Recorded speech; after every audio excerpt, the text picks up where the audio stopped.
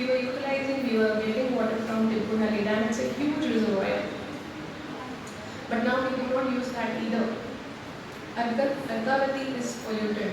I don't have to tell you that. You can smell it whenever you want. The condition of the river has gone really bad. Then eventually we stopped that. The drains of the river, we say,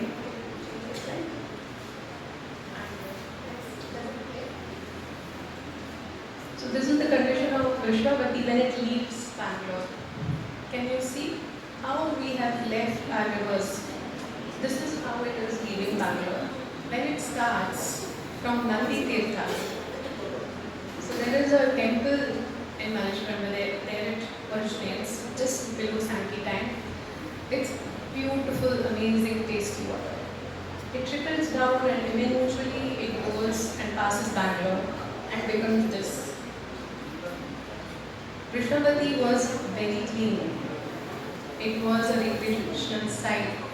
People were going and having picnics next to this river. Then 1950s, we have talked to the farmers who were utilizing it for their drinking water, for swimming, for irrigation, for farming. But all of that is gone. Does this bother us?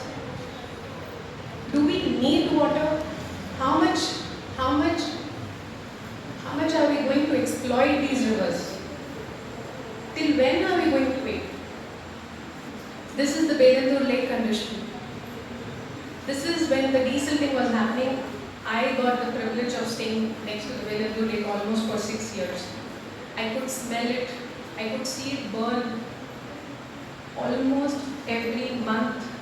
It was reported once in a while in the papers, but it would burn literally. It came in international news. People used to know Bangalore by the burning lake. That is so shameful.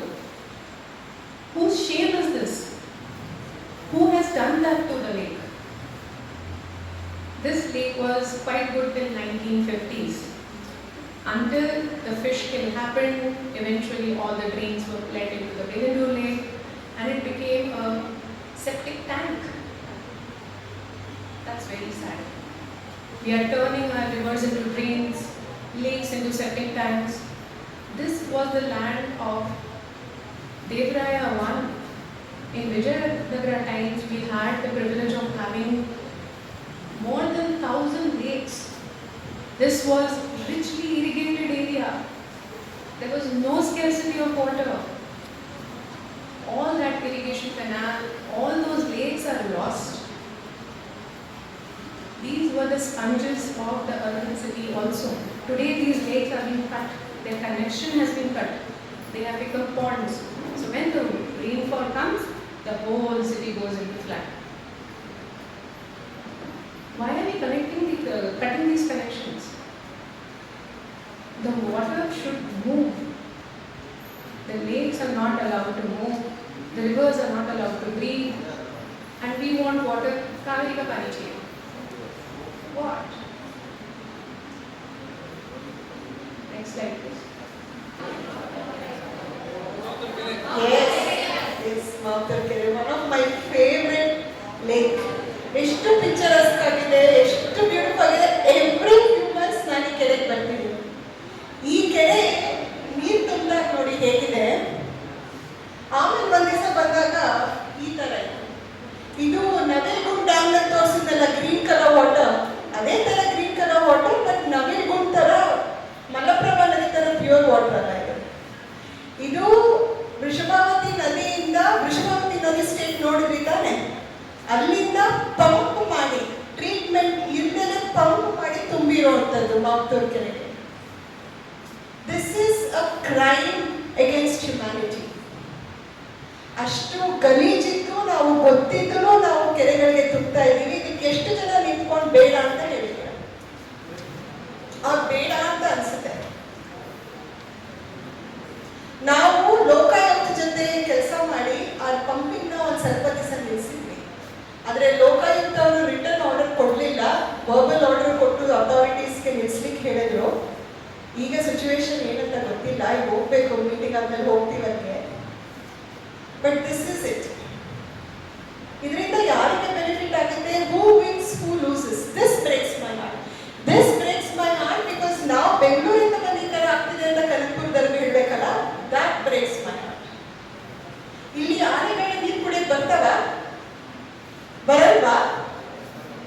ಇಲ್ಲಿ ಆನೆಗಳು ಬರ್ತವೆ. ಅವ್ರು ಏನ್ ಕುಡಿಬೇಕು? ವೃಷಭಾವತಿ ನೀರು ಕುಡಿಬೇಕಾ? ನೀವಾದ್ರೆ ಗಲೀಜಾದ್ರೆ ಆರೋ ನೀರು use ಮಾಡ್ತೀರಾ. Can we give ಆರೋ ನೀರು ಟು ದ ಎಲಿಫೆಂಟ್ಸ್? ಕೊಡ್ಬೋದಾ? ಆರೋ ಟ್ಯಾಂಕ್, ಆರೋ ATMs ಮಾಡ, ಎಲಿಫೆಂಟ್ಸ್ ಅಲ್ಲಿ ಬಂದು ಕ್ಯಾನ್ ಇಟ್ಕೊಂಡು ತಗೊಂಡು ಹೋಗ್ಲಿ ಮನೆ ಕುಡಿಲಿಕ್ಕೆ. That's actually the state today.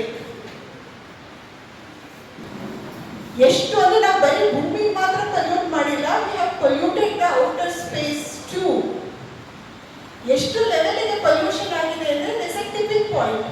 ಏನಾದ್ರೂ ಒಂಚೂರು ಒಂದು ಪಾರ್ಟಿಕಲ್ ಕೊಲ್ಯೂಷನ್ ಆಯ್ತು ಅಂದ್ರೆ ಅಲ್ಲಿಂದ ಚೈನ್ ರಿಯಾಕ್ಷನ್ ಸೆಟ್ ಆಗಿ all the satellites will be out of orbit. That's the significance of this tipping point. ಅದು ಗ್ರಾವಿಟಿ ಅರ್ಥ ಆಗ್ತಾ ಇದೆಯಾ? ಅಂಡ್ ಅದು ಇದೇನಂತ ಹೇಳ್ಬೋದಾ? ಯಾವ ತರ fish? Kaveri wildlife sanctuary ಇದೆಯಲ್ಲ, ಕಾವೇರಿ ನದಿ ನೀವು ಮೇಕೆದಾಟ ಹತ್ರ ಹೋಗ್ತಿರಲ್ಲ, this is the primary species that lives there.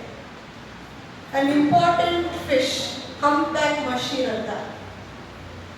ನಾವು ಡ್ಯಾಮ್ಗಳನ್ನ ಕಟ್ಟಿ ನದಿಗಳನ್ನ ಪಲ್ಯೂಟ್ ಮಾಡಿ ಅದನ್ನ ಎಂಡೇಂಜರ್ ಮಾಡಿದ್ವಿ. Look at that. It is critically endangered. Few numbers ಅಲ್ಲಿದಾವೆ ಅಷ್ಟೇ. ನಿಮ್ಮ ಮನೆಯಿಂದ ತೆಗ್ದಾಕಿದ್ರೆ ಹೆಂಗ ಅನ್ಸುತ್ತೆ ನಿಮ್ಗೆ? ನಿಮ್ಮ ಮನೆ ಮಧ್ಯದಲ್ಲಿ ರೋಡ್ ಕಟ್ಟಿದ್ರೆ ಹೆಂಗ ಅನ್ಸುತ್ತೆ? ಅವಕ್ಕೂ ಅನ್ಸ್ಬೋದಾ? ಪೊಲ್ಯೂಟೆಡ್ ಆಗಿದ್ದಾವೆ. ನೆಕ್ಸ್ಟ್, ಇದು ಕಾವೇರಿ ಬೇಸಿನ್. ಕಾವೇರಿ ಬೇಸಿನಲ್ಲಿ ಇದು ಅರ್ಕಾವತಿ ಇರೋದು. ಇಲ್ಲಿ ರೆಡ್ ಡಾಟ್ ಏನಿದೆ ಅದೆಲ್ಲ ಆ ನದಿ ಅಲ್ಲಿ ಪೊಲ್ಯೂಟೆಡ್ ಆಗಿದೆ ಅಂತ ಗವರ್ಮೆಂಟೇ ಒಪ್ಕೊಂಡಿರೋವಂಥದ್ದು. ಕಾವೇರಿ ಬೇಸಿನಲ್ಲಿ 17 ರಿವರ್ ಸ್ಟ್ರೆಚಸ್ ಆರ್ ಪೊಲ್ಯೂಟೆಡ್.